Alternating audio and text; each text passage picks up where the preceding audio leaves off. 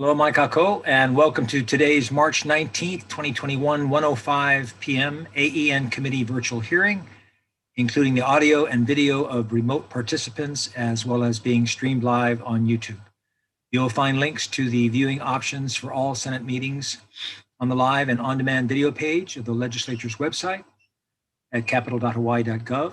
I'm Mike Gabbard, the AEN chair, and the other members of the committee are Vice Chair Clarence Nishihara, and Senators Laura Ocasio, Carl Rhodes, and Kurt Favela. Okay, a few housekeeping announcements. In the unlikely event that we have to abruptly end this hearing due to major technical difficulties, the committee will reconvene to discuss any outstanding business at 1:07 p.m.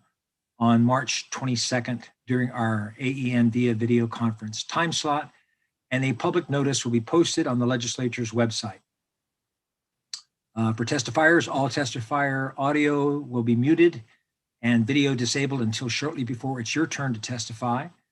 And because of our 90-minute time limit for each of the AEN hearings, there will be a 2-minute time limit for all testifiers, and we'll have a virtual countdown timer on the Zoom screen. So please be aware of the timer. I'll be announcing only the testifiers who will be providing testimony via Zoom. For the complete list of testifiers, along with all of the written testimony, please go to the legislature's website, and you'll find a link on the status page for the measure. We apologize if the closed captioning doesn't accurately transcribe names.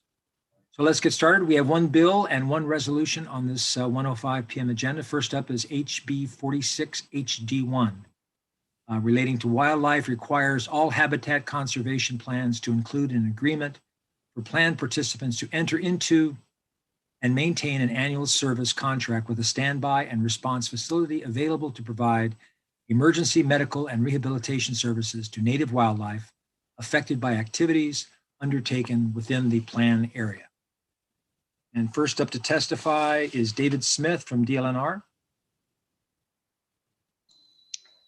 Aloha, Chair and Vice Chair. This is Afshin Siddiqui with DLNR for David Smith and the Chair of the department. We stand by our testimony and support with this measure and are available for questions. Thank you, Afshin. Next up is Linda Elliott, testifying for the Hawai'i Wildlife Center. Aloha. I'm the founder and president of the Hawai'i Wildlife Center. Mahalo, chairs, Senator Gabbard and Senator Nishihara and the members of the committee. I stand by our written testimony in support of HB 46, and I'm available for questions, if any. Thank you. Thank you very much, Linda. And that's all the testifiers. Members, any questions? Okay, I have a question for Linda. Linda, you mentioned the following in your testimony, and I quote, "Since the costs would be incorporated into the fees being paid by entities that are required to have a habitat conservation plan, this does not raise taxes or require state funding," unquote. So how much do you expect those fees to be on the renewable energy projects? You know, that's something that is negotiated with the service contract and the organization requesting it. So it would be based on what kind of impact they want to mitigate for.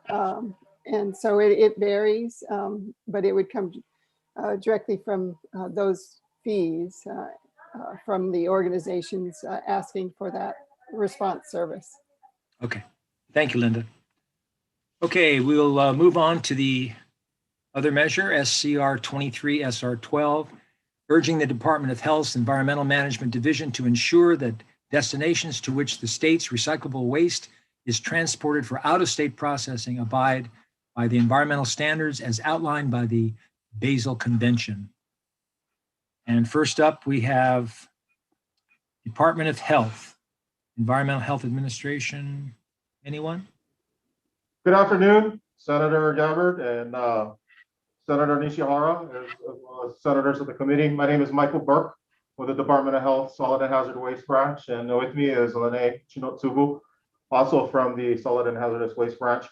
We stand on our written testimony in support of SCR 0023 and are here and available for questions if you have any.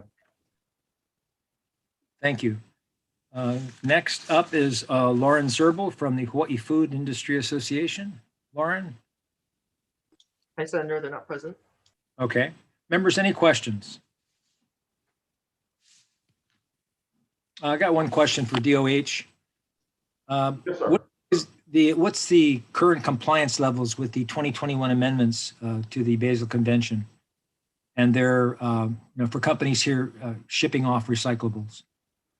Currently, all of our recyclables that have been collected and are being shipped out do comply with the Basel Convention and regulations. As you know, on our end, we don't have control over the foreign nation states as to whether or not they accept the plastic. But as far as we understand, currently everything that's going out, I'm sorry, is going out to locations that are not in contravention or that aren't contaminated materials. Okay, thank you. All right, that's it. If we could go to the breakout room for some decision making.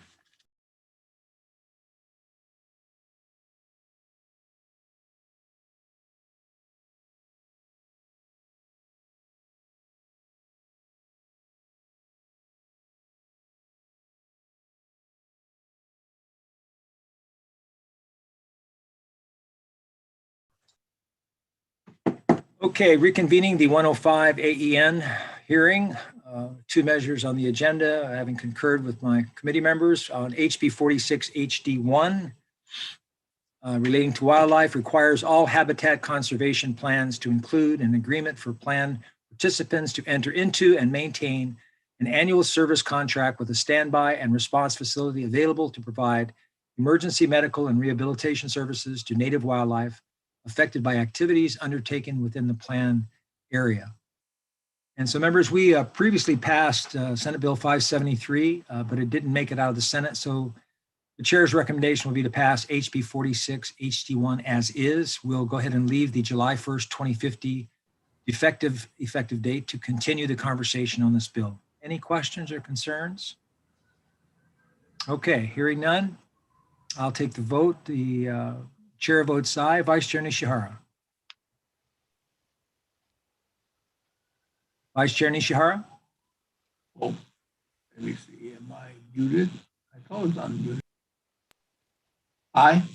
Okay, Senator Rhodes? Aye. Senator Favela? Aye. And Senator Ocasio? Excuse. Thank you, members. The measure passes. And then on the Reso SCR 23 and SR 12, urging the Department of Health's Environmental Management Division to ensure that destinations to which the state's recyclable waste is transported for out-of-state processing abide by the environmental standards as outlined by the Basel Convention. And for this one, members, as you well know, one of the ugly parts of the recycling industry has been that some Southeast Asian countries have been dumping grounds for our so-called recyclables, especially plastic. So this reso makes a lot of sense, and I commend Senator Rhodes for introducing it. So the chair's recommendation will be to pass SCR 23 and SR 12 with tech amendments. Any discussion, concerns? Chair votes aye. Vice Chair Nishihara? Aye. Senator Rhodes? Aye, and thanks. Senator Favela? Aye. Senator Ocasio is excused. The measure passes. Thank you, members, and that concludes the 105 AEN agenda. Aloha.